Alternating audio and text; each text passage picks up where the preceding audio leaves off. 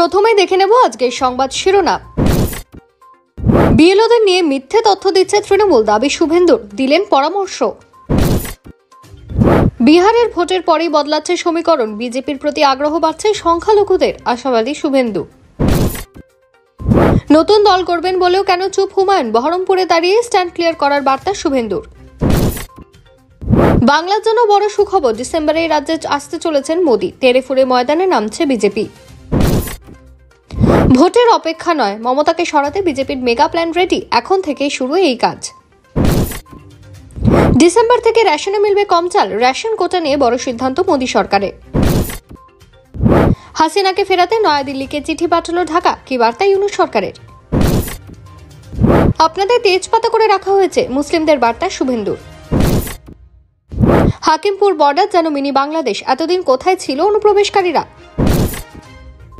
ভাত বাড়তে বলে বাড়ি থেকে বেরিয়েছিল, চোর সন্দেহে যুবককে পিটিয়ে খুন মালদায়। ৫,৫০০ দিলেই কাটাতার পার, দালাল ধরে এসেছি, অকপটে বলছে ওরা। শকুন যেমন মৃতদেহের উপর নজর রাখে, তৃণমূলও কোথায় কে মারা যাচ্ছে সঙ্গে সঙ্গে এসআইআর বোর্ড নিয়ে হাজির হচ্ছে রাহুল। 4 রাত ঘুমায়নি, 24 ঘন্টার মধ্যে 2 বিএলওর মৃত্যু মধ্যপ্রদেশে, অত্যাধিক চাপে কি কারণ। সিন্ধ অঞ্চল ফের ভারতের অংশ হবে, বড় ঘোষণা প্রতিরক্ষা মন্ত্রীর। প্রিয় দর্শক, এবার আসছে বিস্তারিত খবরে। এসআইআর এর কাজে নিযুক্ত বুথ লেভেল অফিসার বা বিএলওদের নির্বাচন কমিশনের নির্দেশ কঠোরভাবে মেনে চলার আহ্বান জানালেন রাজ্যের বিরোধী দলনেতা শুভেন্দু অধিকারী। কাঁথি সাংগঠনিক জেলায় আয়োজিত ভগবানপুরের মুখ বেরিয়ে পরিবর্তন সংকল্প সভায় তিনি এদিন বক্তব্য রাখেন। শুভেন্দু বিএলওদের সতর্ক থাকতে বলেন, যাতে বিশেষ নিবি সংশোধনের পর কোনো অবৈধ ভোটারের নাম খসড়া তালিকায় না থাকে। শুভেন্দু এদিন অভিযোগ করেন যে কিছু বিএলও শাসক দল তৃণমূল কংগ্রেসের প্রতি আনুগত্য দেখাচ্ছেন এবং একটি নির্দিষ্ট রাজনৈতিক দলের পক্ষে কাজ করার চেষ্টা করছেন। তবে তিনি বেশিরভাগ বিএলওর প্রতি সমর্থন জানান যারা এসআইআর এর সময়সীমা মেনেই কাজ করছেন। তৃণমূল কংগ্রেসের বিরুদ্ধে বিএলওদের ভয় দেখানোর অভিযোগ এনে শুভেন্দু দাবি করেন, তৃণমূল বিএলওদের কাজ করতে অনীহা সম্পর্কে মিথ্যে তথ্য ছড়াচ্ছে। তিনি বলেন, রাজ্যের কোনো প্রকৃত নাগরিক বিএলও, এমনকি বিজেপি সহ অন্যান্য রাজনৈতিক দলের বিএলএ কেউই এসআইআর নিয়ে ভীত নন। ফলে তারা মমতা বন্দ্যোপাধ্যায় ও তার লোকেদের মিথ্যে প্রচারে বিশ্বাস করেন না। শুভেন্দু অধিকারী আবারও জোর দিয়ে বলেন যে এসআইআর প্রক্রিয়া সম্পন্ন হলে প্রায় 1 কোটি অনুপ্রবেশকারীর নাম ভোটার তালিকা থেকে বাদ দেওয়া হবে। তিনি সতর্ক করে বলেন, অনুপ্রবেশকারী বাংলাদেশি, রোহিঙ্গা আমাদের প্রত্যেককে শনাক্ত করে বিতাড়িত করার আগেই তাদের দ্রুত দেশ ছেড়ে পালিয়ে যাওয়া উচিত।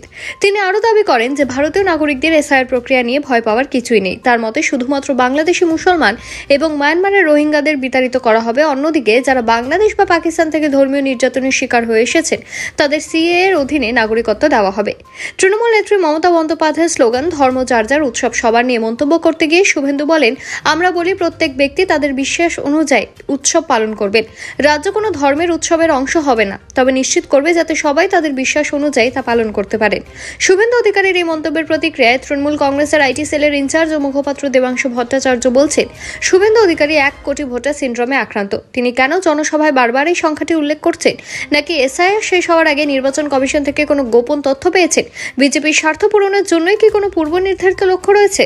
সাম্প্রতিককালে বারবার তৃণমূলের বিরুদ্ধে সোচ্চার হয়েছেন ভরতপুরের বিধায়ক হুমায়ুন কবির। দলকে সময়সীমা বেঁধে দিয়ে নতুন দল গঠনের কথাও জানিয়ে দিয়েছিলেন তিনি, কিন্তু তার দেওয়া সেই সময়সীমা পেরিয়ে যাওয়ার পরেও তিনি এখনো চুপ রয়েছেন। অতীতেও তিনি অনেকবার তৃণমূলের বিরুদ্ধে কথা বলেছেন। পরবর্তীতে দলের পক্ষ থেকে তাকে যখন ডাকা হয়েছিল তখন তিনি আবার নীরবতা পালন করেছিলেন।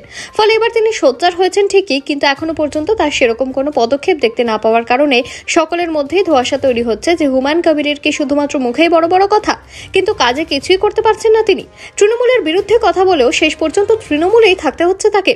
আর বিরোধীদের পক্ষ থেকে যখন এই সমস্ত প্রশ্ন উঠছে, ঠিক তখনই সে মুর্শিদাবাদের বহরমপুরের মাটিতে দাঁড়িয়েই হুমায়ুন কবিরকে নিয়ে করা প্রশ্নের জবাব দিতে গিয়ে সে তৃণমূল বিধায়ককে স্ট্যান্ড ক্লিয়ার করার বার্তা দিলেন রাজ্যের বিরোধী দলনেতা শুভেন্দু অধিকারী।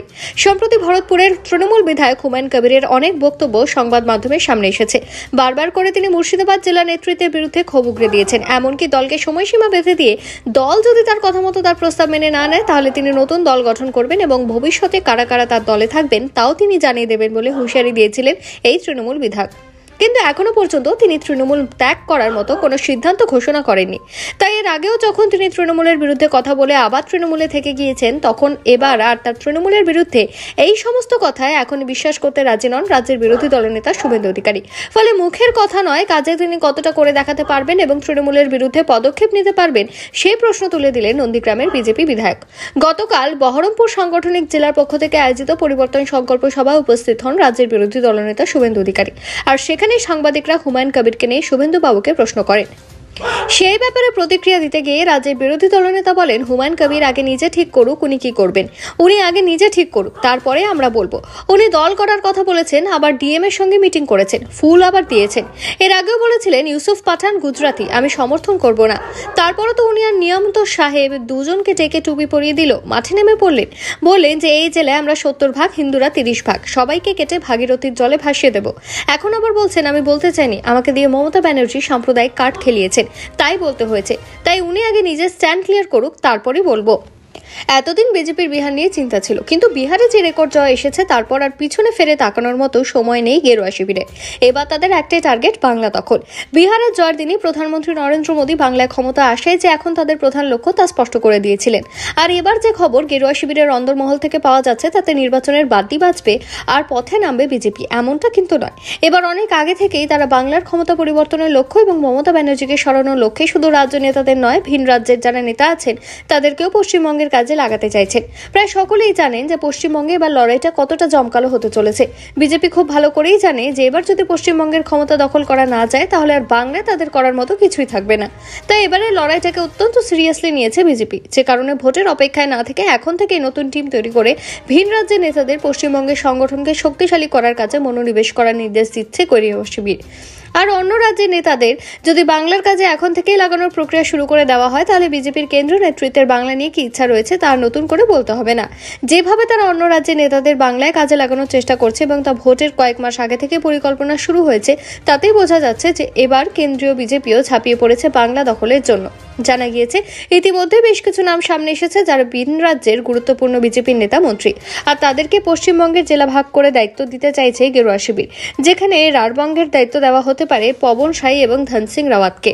অন্যদিকে কলকাতা এবং দক্ষিণ 24 পরগনার দায়িত্ব পেতে পারেন কর্ণাটকের সিটি রবি এবং হিমাচলের এম সিদ্ধার্থন।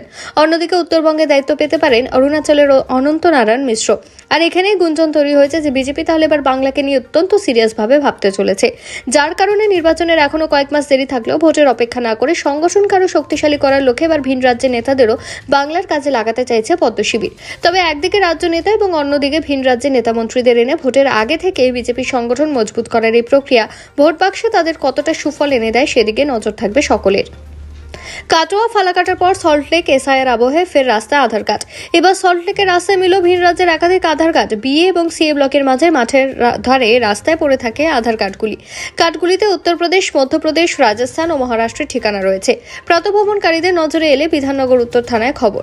আধার কার্ডগুলি উদ্ধার করে নিয়ে যায় পুলিশ। কিভাবে ভিন রাজ্যের আধার কার্ড সল্টলেকের রাস্তায় তা তদন্তে নেমেছে পুলিশ।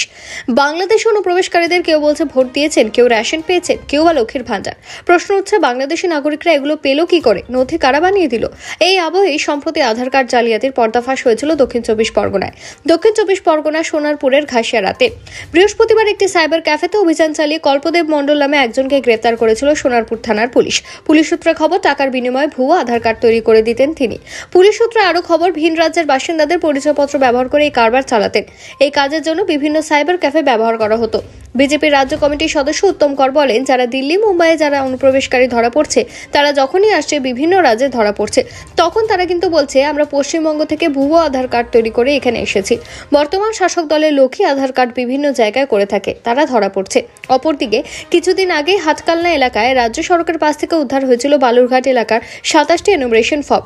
সাত সকালে বেরিয়ে ফর্ম দেখতে পেয়েছিলেন স্থানীয় বাসিন্দারা। এলাকাবাসীর অভিযোগ ছিল বিজেপির একজন বিএলএ ফর্মগুলো তুলে নিয়ে যাচ্ছিলেন। বিজেপির বিএলএকে আটকে রেখে কালনায় খবর দিয়েছিল স্থানীয়রা। বিজেপি ফর্মগুলো নষ্ট করার চেষ্টাও করেছিল বলে অভিযোগ তৃণমূলের। সম্প্রতি পূর্বস্থলীর পানাপুকুর থেকে উদ্ধার হয়েছিল 3 বস্তা আধার কার্ড। প্রত্যেকটা আধার কার্ডে ভিন্ন ভিন্ন নাম, ছবি ও পরিচয়পত্র। আধার কার্ডগুলি ভুয়ো বলেই মনে করছে পুলিশ। স্থানীয় বাসিন্দাদের অভিযোগ, রাতের অন্ধকারে কেউ এই আধার কার্ড জলা জমিতে ফেলে দিয়ে গিয়েছে। এই ঘটনা নিয়েও শুরু হয় তৃণমূল বিজেপি তরজা। বিজেপির দাবি, এসআইআর এর ভয়ে ভুয়ো আধার কার্ড ফেলে দেওয়া হয়েছে। অন্যদিকে তৃণমূল বলছে নকল আধার কার্ড, তাই ফেলে দেওয়া হয়েছে। এসআইআর আবহে যেখানে বারবার অভিযোগ উঠছে ভুয়ো নথি বানিয়ে এদেশে থাকা, সেই পরিস্থিতিতে 3 বস্তা আধার কার্ড উদ্ধার হওয়ার মতো ঘটনায় তৈরি হয়েছিল চাঞ্চল্য। ফাঁসির সাজা ঘোষণার এক সপ্তাহের মধ্যে বাংলাদেশের প্রাক্তন প্রধানমন্ত্রী শেখ হাসিনাকে ফেরত চেয়ে চিঠি পাঠালো ঢাকা। গত শুক্রবার ভারতীয় হাই কমিশনে সংক্ষিপ্ত চিঠি পৌঁছে দিয়েছে বাংলাদেশের পররাষ্ট্র মন্ত্রক। ওই চিঠিতে বলা হয়েছে, ভারতীয় হাই কমিশনার যেন নয়াদিল্লির বিদেশ মন্ত্রকে চিঠিটি যথাসম্ভব পৌঁছে দেন। গতকাল ঢাকায় পররাষ্ট্র দপ্তরে এই চিঠির কথা আনুষ্ঠানিকভাবে জানিয়েছেন বাংলাদেশের অন্তর্বর্তী সরকারের পররাষ্ট্র উপদেষ্টা তাওহিদ হোসেন। ঢাকার বেশ কয়েকটি সংবাদ মাধ্যমে তুলে ধরা প্রতিবেদন অনুযায়ী এদিন পররাষ্ট্র উপদেষ্টা বলেন, সাজাপ্রাপ্ত শেখ হাসিনা আসাদুজ্জামান খান কামালকে ফেরত চেয়ে নয়াদিল্লিকে শুক্রবার একটি চিঠি পাঠানো হয়েছে। অবশ্যই চিঠি নিয়ে এখনো মুখ খোলেনি ভারত। উল্লেখ্য, গত জুলাই-আগস্টে চলা গণ অভ্যুত্থানে ক্ষমতাচ্যুত হন শেখ হাসিনা। পরে তার আওয়ামী লীগের সরকার। তারপর থেকে বাংলাদেশে গিয়েছে অন্তর্বর্তী সরকারের হাতে। অন্যদিকে হাসিনা দেশ ছাড়া হয়ে চলে এসেছেন ভারতে। এই ছাত্র জনতার আন্দোলনের সময়কালে হাসিনার বিরুদ্ধে গণহত্যার অভিযোগ ওঠে। পরবর্তীতে সেই অভিযোগের ভিত্তিতে মামলা গড়ায় বাংলাদেশের আন্তর্জাতিক অপরাধ ট্রাইব্যুনালে।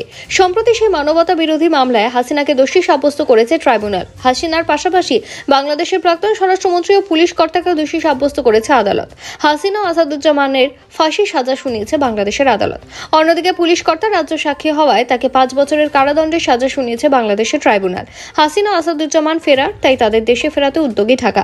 বলে রাখা প্রয়োজন, হাসিনাকে ফেরাতে 2টি প্রক্রিয়ায় চিঠি দেওয়া হবে বলে জানিয়েছিলেন বাংলাদেশের অন্তর্বর্তী সরকারের পররাষ্ট্র উপদেষ্টা। আপাতত সেই 2টি প্রক্রিয়ার মধ্যে একটি সম্পন্ন হলো বললেই চলে। তবে প্রত্যর্পণের জন্য এই কটি পদ্ধতির মধ্যে সীমিত থাকছে না তারা। সূত্রের খবর, হাসিনাকে ফেরাতে ইন্টারপোলের কাছে দ্বারস্থ হতে চলেছে বাংলাদেশ। এর আগে তার বিরুদ্ধে গ্রেফতারি পরোয়ানা জারি করে রেড নোটিশ জারি করেছিল আদালত। এবার সেই প্রক্রিয়াকে আবার সক্রিয় করতে চায় বাংলাদেশ।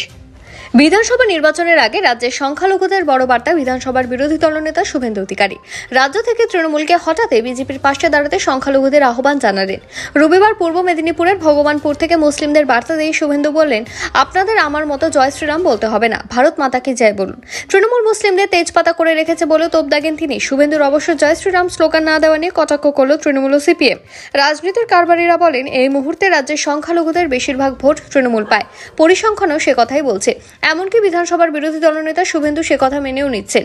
আর সে কথা মেনে নিয়ে এবার ভগবানপুরের মুখবেরিয়ায় পরিবর্তন সংকল্প যাত্রার মঞ্চ থেকে মুসলিমদের উদ্দেশ্যে তিনি বলেন, আপনারা আমাদের ভোট দেন না জানি, কিন্তু আমরা আপনাদের বিরোধী নই। সব ভারতীয় নাম ভোটার তালিকায় থাকবে, এই আমাদের ঘোষিত অবস্থান। আমি আহ্বান করেছি রাষ্ট্রবাদী মুসলিমদের, আপনারা আসুন। আপনাদের তেজপাতা করে রেখেছেন মমতা, তরকারিতে লাগে কিন্তু খাওয়া যায় না। এরপরে জয় শ্রীরাম স্লোগান নিয়ে তিনি বলেন, আমি জয় শ্রীরাম বলি, কিন্তু আপনাদের বলতে হবে না, আপনারা ভারত মাতাকে জয় বলুন, বন্দে মাতরম বলুন, জয় হিন্দ বলুন। কাঁধে কাঁধ মিলিয়ে নরেন্দ্র মোদীর রাষ্ট্রবাদ, দেশপ্রেম, বিকাশবাদ এবং যোগীজির সুরক্ষা সুশাসনকে বাংলায় প্রতিষ্ঠা করতে হবে। সব বেকার জোট বাঁধুন, একসঙ্গে কাজ করুন। শুভেন্দুর মন্তব্য নিয়ে বিজেপিকে কটাক্ষ করে সিপিএম নেতা সুজন চক্রবর্তী বলেন, জয় শ্রীরাম শুধু ভোটের ব্যবস্থা, এই এলাকায় গেলে বলবো আর এই এলাকায় গেলে বলবো না। বিজেপি যে ধর্মকে রাজনীতির জন্য ব্যবহার করছে এটা পরিষ্কার হয়ে গেল। জয় শ্রীরাম স্লোগান নিয়ে বিজেপিকে কটাক্ষ করেছে তৃণমূল নেতা কুণাল ঘোষ। বলেন, জয় শ্রীরাম স্লোগান গত 2-1 দিন বিজেপি একাধিক সভায় দেখা যাচ্ছে না। আমরা যেমন বলি জয় হিন্দ, বন্দে মাতরম, জয় বাংলা। জয় বাংলা তো আমরা সব জায়গায় বলি, রাজনৈতিক দলের স্লোগান তো সব জায়গায় দেওয়া যাবে। কোথাও কোথাও যদি জয় শ্রীরাম স্লোগান ব্যবহার করতে না দেখা যায়, তাহলে বুঝতে হবে এই স্লোগান রাজনৈতিক ভেদাভেদমূলক উদ্দেশ্য প্রণোদিত। সিন্ধ প্রদেশ বর্তমানে ভারত ভূখণ্ডের অংশ না হলেও ভবিষ্যতে তা ভারতের অংশ হতেও পারে। রবিবার এমনই ইঙ্গিতপূর্ণ মন্তব্য করলেন ভারতের প্রতিরক্ষা মন্ত্রী রাজনাথ সিং। সিন্ধু নদের কাছাকাছি অঞ্চল, যা সিন্ধ প্রদেশ নামে পরিচিত। 1947 সালে দেশভাগের পরে সেই সিন্ধ প্রদেশ চলে যায় পাকিস্তানে। এই অঞ্চলে বসবাসকারী সিন্ধি সম্প্রদায়ের মানুষ চলে আসেন ভারতে।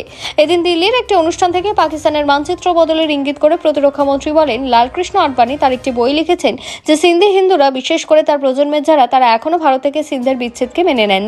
রাজনাথ আরও বলেন, শুধুমাত্র সিন্ধেই নয়, সারা ভারতে হিন্দুরা সিন্ধু নদকে পবিত্র বলে মনে করে।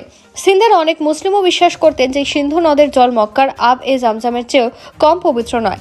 এটি আডবাণী জি বলেছেন। এরপর প্রতিরক্ষা মন্ত্রী স্পষ্ট বলেন, আজ সিন্ধের ভূমি হয়তো ভারতের অংশ নয়, কিন্তু সভ্যতার দিক থেকে সিন্ধ সবসময় ভারতের অংশ থাকবে। কি বলতে পারে কাল সিন্ধ আবার ভারতে ফিরে আসবে না? আমাদের সিন্ধের মানুষ যারা সিন্ধু নদকে পবিত্র মনে করেন তারা সর্বদাই আমাদের থাকবেন। তারা যেখানেই থাকুন না কেন তারা সর্বদাই আমাদের।